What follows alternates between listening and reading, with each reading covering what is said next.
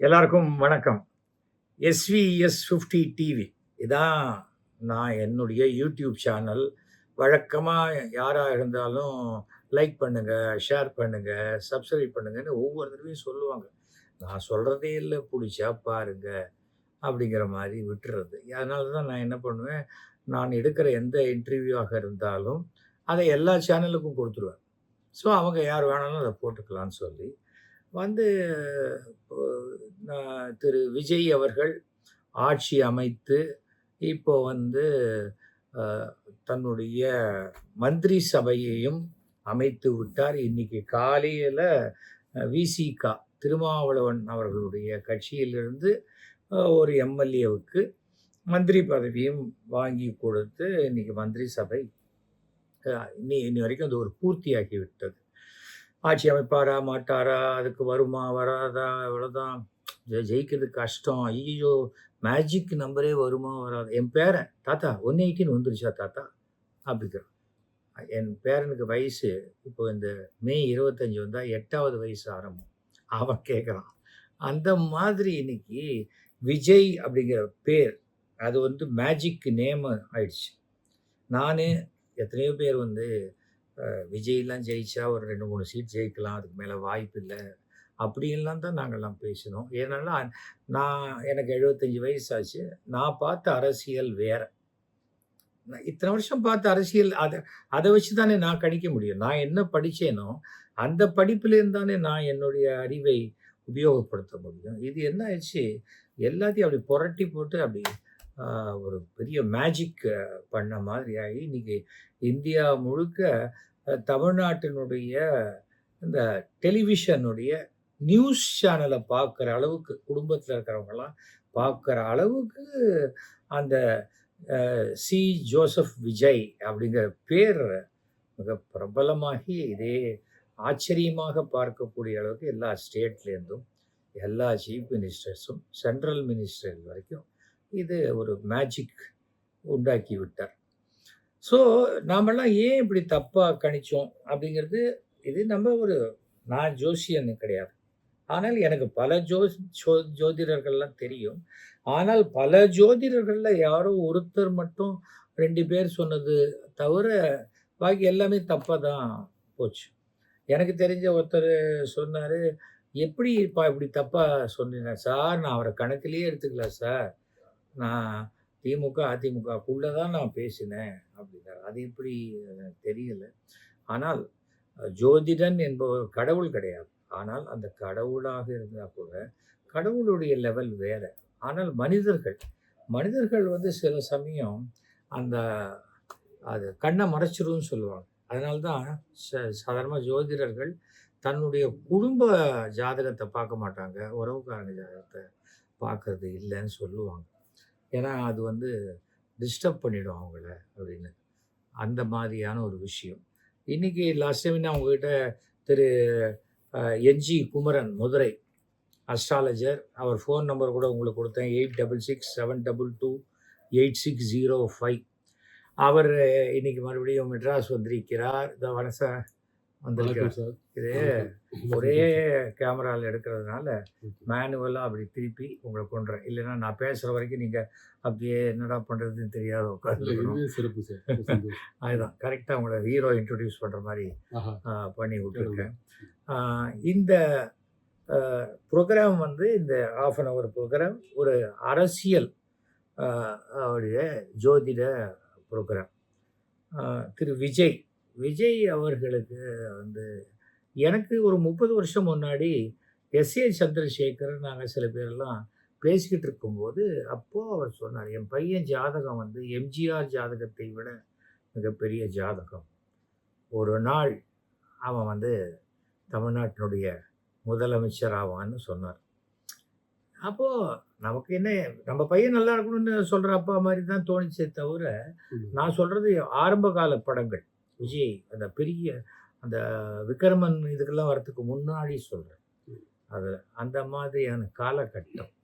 அப்போது எனக்கும் அந்த ஜாதகத்துலலாம் 100% நம்பிக்கை உண்டு. நான் போன அன்னைக்கு தான் விஜயும் கற்கடகேஸ்வரர் கோவில் கும்பகோணத்தில் இருக்கிற கோயிலுக்கு அவரும் வந்துட்டு போனார். ஸோ எனக்கு வந்து இன்னைக்கு விஜய் வந்ததில் வந்து எனக்கு எந்த ஐயோ இவர் வந்துட்டாரே நம்ம கணிப்பெல்லாம் தப்பாக போச்சு அதெல்லாம் ஒன்றும் கிடையாது. என்னை பொறுத்த வரைக்கும் ஒன்று தான். நம்மை ஆள்பவர்கள் யாராக இருந்தாலும் அவர்கள் நேர்மையானவர்களாக இருக்க வேண்டும். அவர்களால் மக்களுக்கு மிக அதிகமான நன்மை கிடைக்கும். Super sir. அவ்வளோதான். அந்த விஷயத்தில் இப்போ உங்களை நான் கேட்குறேன். எதனால வந்து விஜய் ஜெயிக்க மாட்டாருங்கிற மாதிரி நிறைய ஜோதிடர்கள் சொன்னாங்க. ஆமாம் சார். இது பொதுமக்கள் இவர் வருவார்னு எதிர்பார்த்ததை விட பல அறிஞர்கள், அரசியலில் முதிர்ச்சி பெற்றவர்கள், அரசியலில் வந்து சர்வே பண்ணி கணிச்சவங்க, இத்தனை சீட்டு தான் வருவான்னு சொல்லக்கூடிய நபர்கள் கூட சரியாக சொல்ல முடியாத சூழ்நிலை. எனக்கு அவரை பெருசாக எடுத்துக்கல. நீங்கள் சொன்ன மாதிரி இவரெல்லாம் வந்து வருவார் அப்படின்னு எடுத்துக்க முடியல. இந்த கூட்டங்கள் வந்து இவருக்கு கன்வெர்ட் ஆகுமா, அப்படி ஓட்டா கன்வெர்ட் ஆகும்போது அவங்க வந்து அதை எடுத்துக்கல. நானே அப்படிதான் பேசுனேன். அதாவது ஷோவுக்கு வந்து 1,00,000 பேர் வந்தாங்க. அந்த இதில் தான் காமராஜர் தோத்து போனார் அப்படின்னு. அதே போல விஜய் வந்து மிகப்பெரிய பிரச்சாரத்தை முன்னெடுக்கல. அப்படியே பல்கா அந்த இடத்துல அது விஜய் கிராஸ் பண்றார் அப்படிங்கும்போது வந்த கூட்டங்கள் பிரமிப்பை கொடுத்தது. அதெல்லாம் ஆச்சரியமா இருக்கு. ஆனா இது எப்படி ஓட்டா மாறும் அப்படின்னு தெரியல. இதை வந்து பல ஜோசியர்கள், நீங்க சொன்ன பல ஜோசியர்கள் வந்து இதை கணிக்க முடியாது சொல்லி சில ஜோசியர் சொன்னாங்க விஜய் தான் வருவாரு அப்படின்னு ஆணித்தரமா சொல்ற ஜோசியர்கள் இருக்காங்க. நானே 2024 டிசம்பர் மாதம் ஒரு ஜோதிட மாநாட்டில் நான் பேசும்போது கூட 2026 மிகப்பெரிய சக்தியாக வருவார்னு நானே சொல்லியிருக்கேன் சார். நிச்சயம் அதை சொல்லியிருக்கேன். அது இன்னும் யூடியூப்ல வலைத்தளங்களில் இருக்குது. அப்படி சொன்ன நானே வந்து 2026 அதை ஆணித்தரமாக சொல்லலை. ஆனால் 2024 சொன்னது உண்மைதான். 2026 அதை பற்றிய நீங்களாம் சொல்லும்போது இல்லை எப்படி சொல்கிறாங்க, படித்தவர்கள் அரசியலில் ரொம்ப சர்வே பண்ணாங்க இவங்களாம் சொல்லும்போது ஆச்சரியமா இருக்கு. இருக்கட்டும், இருந்தாலும் 2024 சொன்னதான் அப்படியே இருக்கு சார். கட்டாயம் என்னை மாதிரி சில ஜோசியர் சொன்னாங்க, வந்திருக்கிறாரு. அது மாதிரி சொன்ன ஜோதிடர்கள் எல்லாருக்குமே வாழ்த்துக்கள். ஏன்னா நான் ஜோதிடத்தை நம்ப மாட்டேன் அப்படின்னு சொல்றவங்கெல்லாம் சில பேர் இருக்காங்க. அதை நான் ஆரம்பத்துலேருந்தே நம்ப மாட்டேன், நாங்கள் வந்து முற்போக்கு சிந்தனை, எங்களுக்கு இந்த சிந்தனை, அவங்களுக்கு தனியாக மூளை வந்து வெளியில் இருக்குது அப்படிங்கிற மாதிரிலாம் பேசுகிறவங்கெல்லாம் இருக்காங்க. ஆனால் அவங்க ரகசியமாக வந்து உங்களை மாதிரி ஜோசியர்களை பார்ப்பாங்க. இல்லைன்னா உங்களை மாதிரி ஜோசியர்களை ரகசியமாக வீட்டுக்கு வர சொல்லி பார்க்குறவங்கெல்லாம் நமக்கு தெரியும் நிறைய பேர். ஆனால் விஜயை பொறுத்த வரைக்கும் இந்த இடத்துல கடவுள் மேல் ஆணையாக அப்படின்னா கடவுள் மேல் ஆணையாங்கிற நான் வந்து அவர் ஜோசப் விஜயாக இருக்கட்டும், யாராக வேண்டாமா இருக்கட்டும், நம்ம வந்து தமிழ்நாட்டை இவங்க தான் ஆளணும், அவங்க தான் ஆளணும், அதனால் அவர் தமிழ்நாட்டில் பிறந்தவர். நமக்கு ஆள்கின்றவர்கள் மிக நேர்மையானவர்களாக இருந்தால் மக்களுக்கு நல்லது. அவ்வளோதான். சில சிறப்பம்சம் என்னென்ன சார், அவர் பிறந்த தேதி வந்து 22/6/1974 எல்லாருமே தெரியும். கடக லக்னம் கடக ராசி என்பது மறுக்க முடியாத உண்மை சார். நிச்சயமா அவங்க குடும்பத்தில் இருக்கக்கூடிய முக்கியமான நபர் மூலம் அது அறியப்பட்ட செய்தி. இது உலகம் பூரா ஜோசியர் மத்தியில் தெரியும் சார். நான் 2000வது வருஷம் நான் அவரை அழிச்சிட்டு ஒரு ஸ்டார் நைட்டு விஜய் ஈவினிங் அப்படின்னு போட்டு கனடாவில் பண்ணினோம். Super sir. இப்போ போயிட்டு வந்தோம். அப்போவே அவருடைய பாஸ்போர்ட் காப்பி என்கிட்ட தான் இருக்குது. அதுலேயும் ஜோசப் விஜய் தான் அவர் பேரு. ஆனால் அதை வச்சு அரசியல் பண்ணக்கூடிய மனோபாவம்லாம் எனக்கு கிடையாது. இயற்கையாகவே இப்போ எம்ஜிஆர் எடுத்தீங்கல்ல, ஒவ்வொரு படத்துலையும் பார்த்தீங்கன்னாக்கா சென்டிமெண்டலாக ஒரு காட்சி வைப்பாங்க. ஃபஸ்ட்டு ஷூட்டிங்கே வெற்றின்னு கத்திட்டு வரும்போது ஒரு சீன் வைப்பாங்க. எம்ஜிஆர் அவர்களுக்கே வந்து பார்த்தீங்கன்னாக்கா ஜோசியத்துலேயும் நீமராஜி அளவில்லாத ஈடுபாடு. எங்கள் ட்ராமாலேயும் முதல் டைலாக் ஆண்டவா எல்லாரையும் நல்லபடியாக வைப்பா, இதுதான் எங்கள் ட்ராமா டைலாக். அந்த மாதிரி அவர் வெற்றி வைக்கும்போது அவருக்கு நீமராஜில் எந்த அளவுக்கு ஈடுபடுறது எம்ஜிஆர் அவர்களுக்கு பார்த்தீங்கன்னா அவருடைய சொந்த படம் 3 படம் சார் எம்ஜிஆர் அவருக்கு. நாடோடி மன்னன், அடிமை பெண், உலகம் சுற்று வருவார்.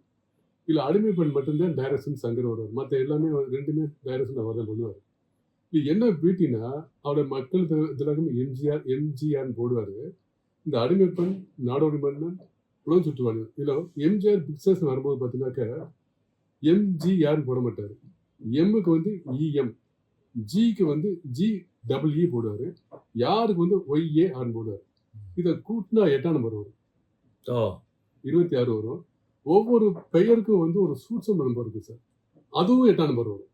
இது எப்படி வச்சு கொடுத்தாங்கன்னா அவரு கூட உடன்படியாற்றிய வித்வான் வேலு லட்சுமணன் வச்சு கொடுத்ததா ஆமா. கேள்விப்பட்டிருக்கேன். எனக்கு நான் பார்த்தா 26/12/1950. ம், இது 26/8. ம். 26/12/1950 கூட்டினாலும் 8 வரும். கரெக்ட்.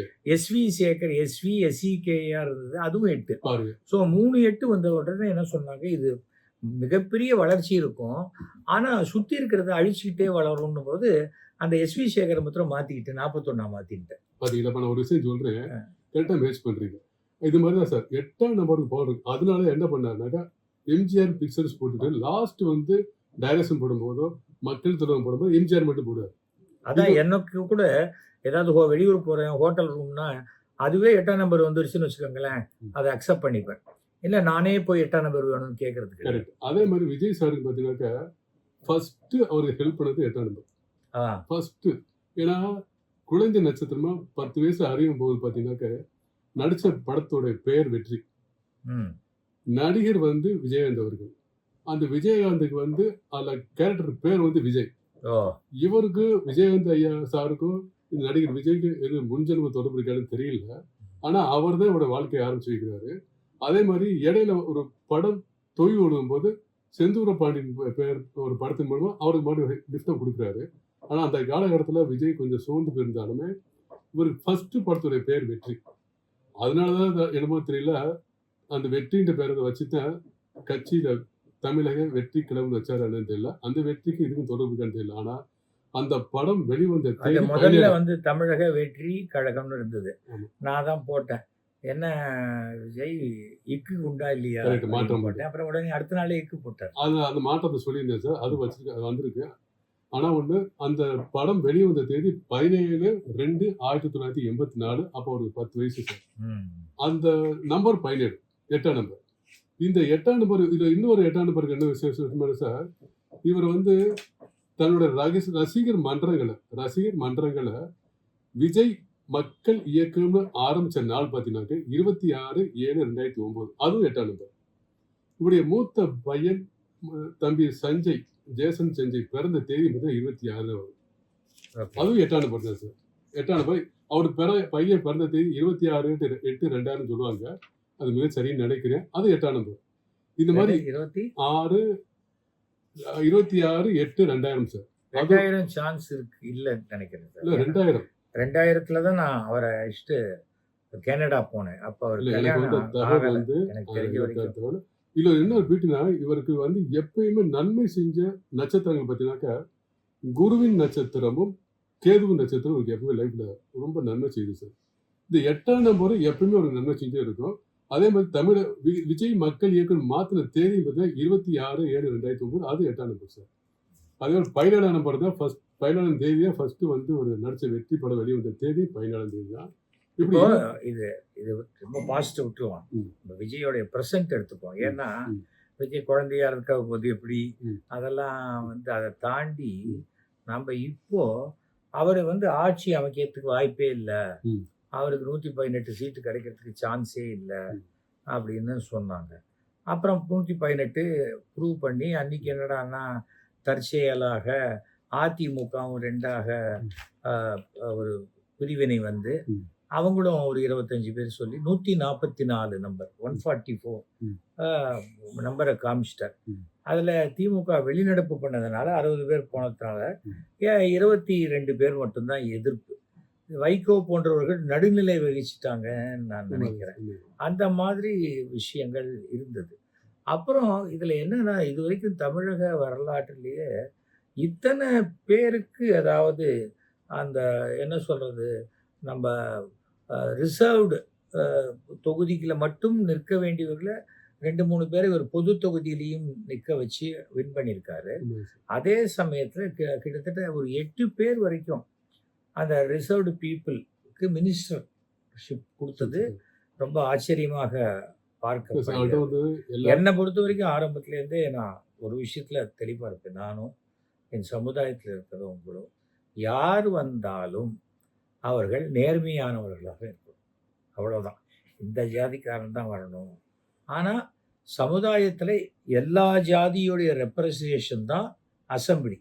அதில் வந்து ஜெயலலிதா இருந்த வரைக்கும் தன்னை தவிர ஒரு 2 பேருக்கு எக்ஸ்ட்ராவாக பிராமினுக்கு சீட்டு கொடுத்தாங்க. அதுவும் 30 வருஷம் முன்னாடி எம்ஜிஆர் பீரியட்ல ஹெச்வி ஆண்டேன்னு பிராமின் மினிஸ்டரா இருந்தாரு. ஜெயலலிதா பீரியட்ல திருச்சி சவுந்தரராஜன் நினைக்கிறேன். அவர் அவரு மினிஸ்டரா இருந்தாங்க. அதுக்கப்புறம் யாரும் மினிஸ்டரா வரல. நான் 2006ல நான் எம்எல்ஏ. அப்புறம் ராஜலட்சுமி. ராஜலட்சுமி இப்போ தாவேக்கால சேர்ந்துட்டாங்கன்னு நினைக்கிறேன். அதுக்கப்புறம் நட்ராஜ், டிஜிபி நட்ராஜ் வந்து அவரு மயிலாப்பூர்ல நின்னாரு. 2016க்கு அப்புறம் யாரும் இல்ல. 21லயும் இல்ல, 24லயும் இல்ல. அந்த மாரியான சூழ்நிலையில இப்போ வந்து 2 பேருக்கு பிராமினுக்கு சீட்டு குடுத்திருக்காரு விஜய் அவர்கள்.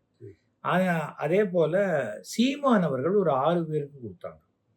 சீமானுக்கு வந்து மிகப்பெரிய ஃபுட்டிங் கிடையாது நம்ம நங்கநல்லூர்ல. ஆனா நங்கநல்லூர்ல சீமானுடைய வேட்பாளர் கிட்டத்தட்ட 10,800 ஓட்டு வாங்கியிருக்காங்க. அப்ப அது இன்னொரு கட்சிக்கு தானே பாதிப்பு. இதுல இந்த தடவை என்ன ஆச்சு, பிராமணர்கள் என்ன பண்ணாங்க, திமுக தரவே இல்லை. ஏன்னா அது திராவிட கழகம் பேச்சை கேட்டுக்கிட்டு இருக்காங்க, தரதில்ல. அதிமுக ஜெயலலிதாவுக்கு பிறகு அதுவும் கிட்டத்தட்ட இந்த பிராமண எதிர்ப்போடு தான் இருக்காங்க. பிஜேபி கேட்கவே வேண்டாம். அண்ணாமலை வந்த பிறகு மொத்தமா பிராமண எதிர்ப்பு. இவங்க 3 பேருமே கொடுக்கல. நிச்சயமா இந்த சீமான் அல்லது விஜய் அப்படின்னு பார்த்தா விஜய் தான் ஜெயிக்க வாய்ப்பு இருக்கு இந்த 2 பேர்ல. அப்ப விஜய்க்கே நம்ம போடுவோம் அப்படின்னு சொல்லி தமிழ்நாட்டில் இருக்கக்கூடிய 40 லட்சம் பிராமணர்கள்ல கிட்டத்தட்ட ஒரு 60-70% மேல விசில் போட்டாங்க. சார் இவர் எப்போ பல்ஸ் பார்த்தாருன்னா இல்ல அது ஒரு பில்லுங்க, அது ஒரு பெரிய ஸ்ட்ராட்டஜின்னு சொல்றேன். விஜய்க்கு சரியா தெரியாது, அனுபவம் இல்ல, எல்லாம் சொன்னாங்களே ஒழிய சீட்டு அலாட்மெண்ட்லேருந்து. ஆனா எல்லாரும் புதுசு தான். யாருக்கு என்ன அனுபவம் இருக்கும் அப்படின்னு கேட்பாங்க. எல்லாருக்கும் கல்யாணம் பண்ணிக்கிறாங்க, எல்லாம் அனுபவத்தோடைய கல்யாணம் பண்ணிக்கிறாங்க. எல்லாம் அதன் பிறகு எப்படி வாழ்க்கையை நடத்துறாங்களோ, வாழ்க்கை முறையோ அது மாதிரி தான். அதுக்கு வழி நடத்துவதற்கு நாம நேர்மையான அதிகாரிகளை கூட வச்சுக்கணும். கொடுப்பார் சார். ஆனா நீங்க சொல்ற மாதிரி இவர் எங்கே ஒரு பல்ஸ் பார்த்தாருன்னா 2021ல உள்ளாட்சி தேர்தல் நடந்துச்சு சார். புதிய மாவட்டங்கள் பிரிக்கப்பட்ட புதிய மாவட்டம் 9 மாவட்டத்துக்கு மட்டும் உள்ளாட்சி தேர்தல் நடந்துச்சு சார்.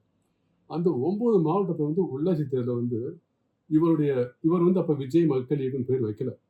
ஆனா நற்பணி இவர் கட்சி பேர் யாரும் யூஸ் பண்ணாதீங்க, என் பேரை சொல்லுங்க, ஆனா சுயேட்சையா போட்டிடுன்னு சொல்லி 165 இடத்துல போட்டிட்டார் சார். அதுல 115 இடத்துல வின் பண்ணார். அப்பதான் சார் அவருக்கு ஒரு பயங்கரமான ஒரு உத்வேகம். இதை வந்து கான்பிடன்ஸ் எப்படி நம்மளோட முடியும் நம்பிக்கை வந்தது அந்த உள்ளாட்சி தேர்தல் வந்தது சார். ஆனா ஜெயிச்சவங்க எல்லாம் சுயேட்சையா ஜெயிச்சாங்க. 115 இடம் சுயேட்சையா ஜெயிச்சாலும் விஜய் பேரை யூஸ் பண்ணி ஜெயிச்சாங்க. கரெக்ட். அந்த அப்பதான் அவருக்கு அன்னைக்கு நடந்தப்ப இவருடைய ஜாதகத்துல இவர் எப்பெல்லாம் வின் பண்றாரோ சார், மிகப்பெரிய வின் பண்றாரோ அன்னைக்கு பூரா கோச்சாரத்துல செவ்வாய் சனி சம்பந்தம் இருக்கும். இப்ப கூட இவர் ஜெயிச்சப்ப மீன ராசியில செவ்வாய் பார்வதனை இல்ல சூரியன் இருந்தது, செவ்வாய் சனி. இப்ப மீன ராசியில செவ்வாய் சனி இருக்கும் போது அவர் வின் பண்றாரு. இந்த விஷயத்தை இப்ப நான் இவர் ஜெயிச்சதுக்கு அப்புறம் சொல்லல, நான் 2024 இதே விஷயத்த நான் ஒரு ஜோதிட மாநாடுல சொல்லியிருக்கேன் சார்.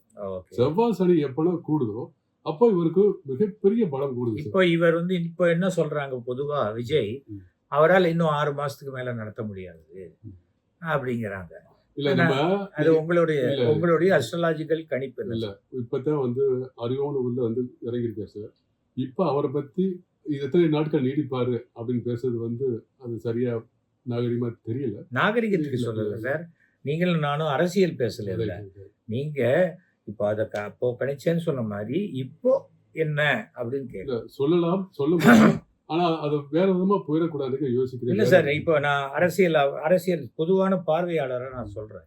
இப்போ விஜய் வந்து ஒரு 118 மேலேயே ரீச் பண்ணிட்டார். அதுல 118ல வந்து இன்ஃபேக்ட் எனக்கு நாங்கள்லாம் வெளியிலேருந்து ஆதரவு திமுகவோட தான் இன்னும் இருக்கும் அப்படின்னு சொன்னவங்கெல்லாம் கூட வந்து இன்னைக்கு மாறி கட்சி பதவியிலங்கிறத விட ஆட்சியில் பங்கு எடுத்துக்கொண்டு அந்த ஆட்சி பங்குல மந்திரி பதவியும் வாங்கிட்டாங்க. ஒரு நாள் மந்திரி பதவியில உட்காந்துட்டா போறோம், இது வாழ்க்கை முழுக்க நம்மளை தொடரணுங்கிற எண்ணம் தான் அது சராசரியான மனிதனுக்கு இருக்கும்.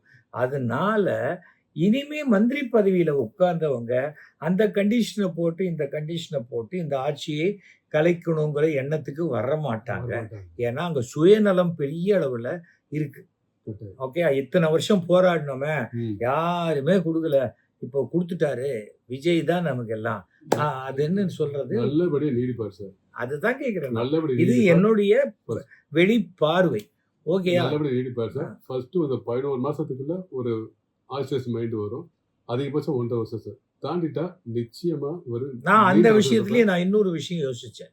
விஜய்ய பொறுத்தவரைக்கும், அதுல கூட இருக்கிற அந்த 107 பேரும் விஜயோடைய முகத்துக்காகவும், விஜய்ங்கிற பேருக்காகவும் தான் ஜெயிச்சிருக்காங்களே தவிர, அதுல எக்செப்ட் செங்கோட்டையன் அது மாரி 1, 2, 3 பேர தவிர வேற யாரையும் ஜனங்களுக்கு தெரியாது. தெரியாது.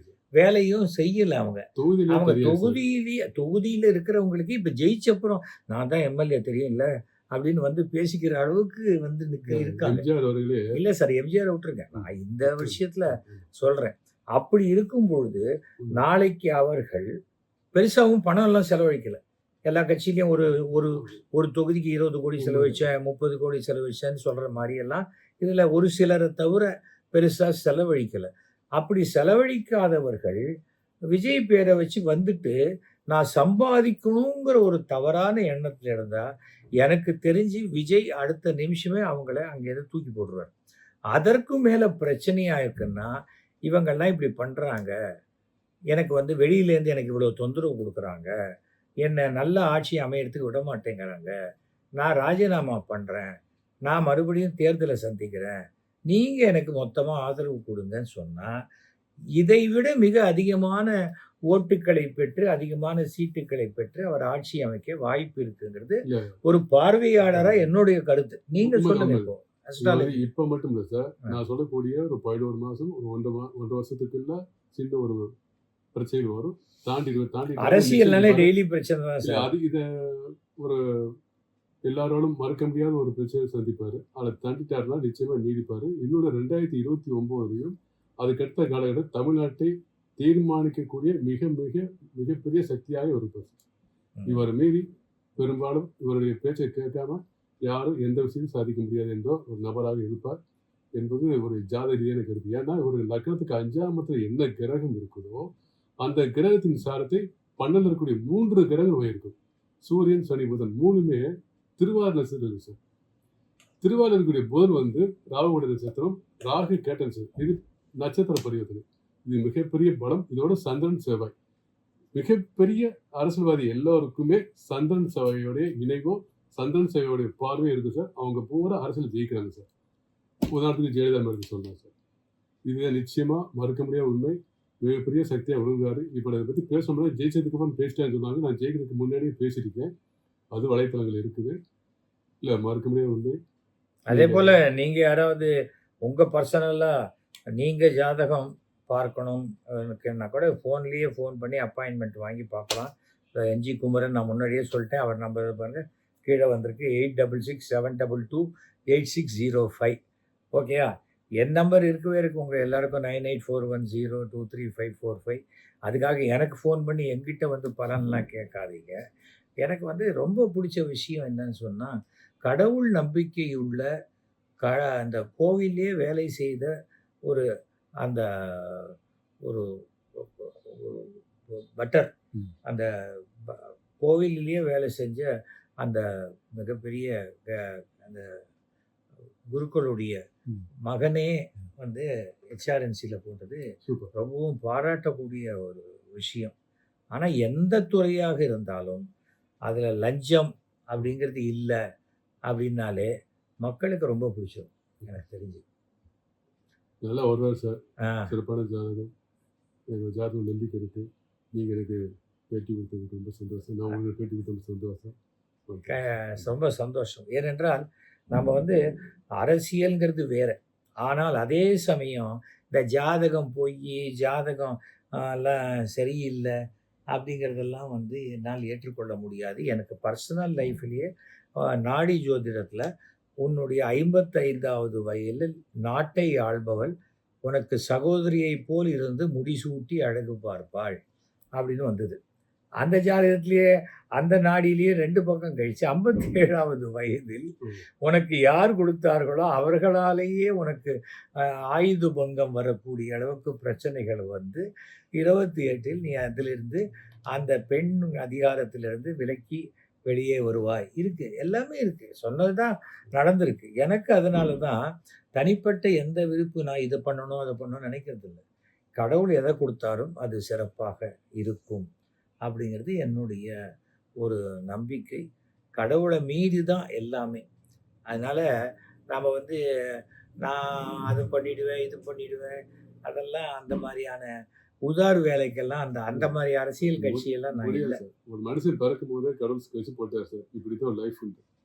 அது யாரும் மீறி வர முடியாது சார். கடவுள்ட்டயே போய் கெஞ்சினா கூட, உனக்கு எங்கேயும் ஸ்கெட்ச் போட்டு குடுத்தாச்சு. இப்படித்தான் இருப்ப. இந்த டைம் நடக்கும். வந்து கும்பிட்டு போயிட்டியா? கொஞ்சம் பிரச்சனை குறையும் போயிட்டு வா. அவ்வளோதான் சார். நிச்சயமா கடவுள் மீறி எதுவும் செய்ய முடியாது. கேட்டீங்கல்ல புரோகிராம் வந்து மாண்புமிகு தமிழக முதல்வர் ஜோசப் விஜய் அவர்களுடைய ஜாதகத்த அப்படி இப்போ பக்கம் பக்கமா போட்டு அனலைஸ் பண்ணி வச்சிருக்காரு. எனக்கு கூட அவருக்கு 20 வருஷமா தெரியும். என் ஜாதகத்த போட்டு வச்சாரான்னு தெரியல. பட் இருக்கட்டும். விஜய் ஜாதகம்ங்கிறது நம்மளுடைய தமிழக முதல்வருக்காக, அவர் நலனுக்காக அவர் பண்ணியிருக்காரு. அதை நான் உங்ககிட்ட அறிமுகப்படுத்தணும் அப்படின்னு. இதே சமயத்தில இன்னொன்னு சொல்லிடுறேன். நான் இப்போ விஜய பத்தி பேசுனதுனால, சார் எப்படியும் டிவிகேக்கு அங்க வந்து ஜாயின் பண்ணிடுவாரு. அந்த கட்சிக்கு வந்துருவாரு. அங்க மயிலாப்பூர் எம்எல்ஏ கேட்பாரு. இது மாரிலாம் யாராவது நெனச்சா, அவங்க அரசியல்ல பூஜ்யம்னு அர்த்தம். நான் அரசியல் வேண்டாம். இனிமே எந்த தேர்தல்லயும் நிக்கிறது இல்லன்னு சொல்லி 2011லயே தீர்மானம் பண்ணிட்டேன். அதனால எனக்கு இன்னைக்கு என்னுடைய அருமை நண்பர் திரு மு.க. ஸ்டாலின். அதுல எந்த விதமான மாற்றமும் கிடையாது. நட்பு என்பது வேற. என் கொள்கைகள் என்பது எனக்கு. அதுதான். அதனால நான் வந்து என்னுடைய கருத்துக்கள நான் சொல்லுவேனே தவிர, நட்பை நான் மாற்றிக்கொள்ள வேண்டிய அவசியமே கிடையாது. அதேபோல அ திரு ஜோசப் விஜய் அவர்கள் தமிழகத்திற்கு மிகச்சிறந்த ஆட்சியை கொடுத்தால், தமிழக மக்கள் அனைவருமே சந்தோஷப்படுவார்கள். உங்க ஆட்சி திருப்பி வரணும்பாங்க. இது இவர் வந்து பெரிய பணமும் செலவழிக்காம, ஒரு பெரிய பிரச்சாரமும் இல்லாம, அந்த பிரச்சாரத்த வந்து Instagram அது மாரி சோசியல் மீடியா வழியாக பண்ணி, ம். இன்னைக்கு இப்போ கரப்பு அப்படின்னு ஒரு கட்சி ஒண்ணு ஆரம்பிச்சு ம். டெல்லியில ஒருத்தரு ம். ம். ஒரு அந்த கரப்புங்கிறது கிட்டத்தட்ட அது பாட்டுக்கு 12 மில்லியனுக்கு மேல போயிடுச்சு. அதுல மெம்பர் ஆனவங்க. அத தடை பண்ணாக்கா, அவங்க அமெரிக்காலேருந்து பண்றாங்க. வேற இதுல வந்து பண்ணிடுவாங்க. ம். அத ஒண்ணும் தடை பண்ணிட முடியாது எல்லாத்துக்கும். ம். அந்த மாதிரி ஒருவர் யாராவது வரணும் என்று இறைவன் நினைத்தால், அதை யாரும் தடுக்க முடியாது. வரக்கூடாதுங்கிறதையும் இறைவன் தீர்மானிச்சுட்டா, வரவும் முடியாது. முடியாது. அதனால எனக்கு வந்து என்னுடைய பர்சனல் கொள்கைகள் வேற. நான் என்னுடைய எந்த கொள்கையும் நான் யாருக்காகவும் விட்டுக் குடுக்க மாட்டேன். எனக்கு என்னுடைய தேசம், என்னுடைய மதம், என் ஜாதி, என் குடும்பம். அதுக்கப்புறம் தான் பாக்கி எல்லாமே. அப்படிதான் நான் வாழ்ந்துகிட்டு இருக்கேன். அது எனக்கு எனக்கு என்னுடைய ஜாதகத்திலயும் அந்த அந்த மாரி அமைப்பு இல்ல உங்க இருக்கிறதுனால ஜாதகத்துல அமைப்பு இருக்கு சார். அந்த அமைப்பு சிம்ம லக்னம் இருக்கிறதுனால இருக்குது உங்களுக்கு. இருக்கு. அ நீங்களும் பூச நட்சத்திரம் அ தான். நீங்களும் நான் பூச பூச நட்சத்திரம் தான். நட்சத்திரம், கடகராசி, சிம்ம லக்னம். நிச்சயமா அது இப்ப நீங்க பேசக்கூடிய நாள், அவரு சாரு தமிழக முதல்வர் அவரும் பூச நட்சத்திரம் நினைக்கிறேன். பூச நட்சத்திரம் தான் நினைக்கிறேன். பூச நட்சத்திரம் தான். ம். நிச்சயமா 2 பேர்கிட்டயும் அவர பத்தி பேசும்போது உங்ககிட்டயும் நீங்களும் பூச நட்சத்திரம் உங்ககிட்டயும் பேசக்கூடிய வாய்ப்பு. நிச்சயமா என்னால சமுதாயத்திற்கு, என்னுடைய சமுதாயத்திற்கு ஏதாவது நல்லது நடந்ததுன்னா, அதற்கு உண்டான எந்த முயற்சியும் நான் எடுக்க தயாராக இருப்பேன். அத நான் விட்டுக் குடுக்கவே மாட்டேன். அதனால நான் அரசியலுக்குள்ள வந்துட்டேன் அப்படின்னா, அதெல்லாம் வேற. அதுக்காக எல்லாத்தையும் கழட்டி உதறிட முடியாது. அதுக்காக சொல்றேன். நான் பூணல் போட்டிருக்கேன். அதனால பார்க்குறவங்கலாம் பார்த்து பூணல்ல மாட்டி விட முடியுமா? அது அவசியமே இல்ல. இது என்னுடைய பழக்கம். இது என்னுடைய குடும்பத்தில இருக்குது. அவ்வளவுதான். ஓகேயா? உங்கள் அனைவருக்கும் என்னுடைய மனமார்ந்த நன்றி. இத பத்தின கருத்துக்கள், அப்புறம் சார் கிட்ட உங்களுக்கு வேணுங்கிறத தெரிஞ்சுக்கணும்னா, அதுக்காக நான் எப்ப சிஎம் ஆவேன் அப்படின்லாம் கேட்குற மாரி ஆசைப்படுறீங்க. அது உங்களுக்கு வரணும்னா வரும். அதுக்கு முன்னாடி ஏதோ ஒரு கட்சியில சேர்ந்து வேலைய செய்ய ஆரம்பிங்க. அதுக்கப்புறம் வரதுக்கு முதல்ல வந்து வட்ட செயலாளர், அப்புறம் மாவட்ட செயலாளர் அதெல்லாம் ஆக முடியும். ஓகேயா? ஸோ அ திரு என்.ஜி. குமரன் சார்பாகவும், என் சார்பாகவும் இந்த ஜோதிட நிகழ்ச்சிக்கு என்னுடைய மனமார்ந்த நன்றிகளையும், வாழ்த்துக்களையும் தெரிவித்துக் கொள்கிறேன்.